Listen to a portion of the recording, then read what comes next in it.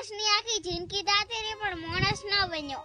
જન્મો એટલે મા બાપનો છોકરો બન્યો. પછી મુમાની ઘરે જો એટલે ભણ જ બન્યો.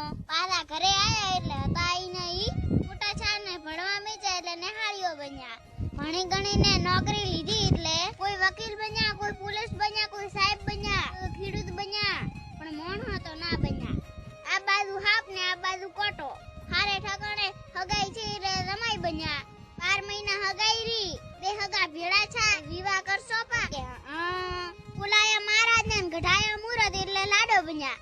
બેણાઈ ઘરે લાયા ને 2-3 છોકરા છે એટલે બાપો બન્યા. વરે છોકરા મોટા છે, હારે ઠકાણે હગાઈ કરી તો વેવાઈ છા. વરે છોકરો બેણાઈ ઘરે લાયો, ઘરમાં વહુ આવી તો હારો બન્યા. વરે છોકરાના છોકરા મોટા છે એટલે દાદો બન્યા. એક દાડા બેઠા હતા ને દાબીને થયો હા તો ટેડ જઈને દાતા રહ્યા. તો ચીડે દાદા ભૂપાને બોલાયો તો કે તમારો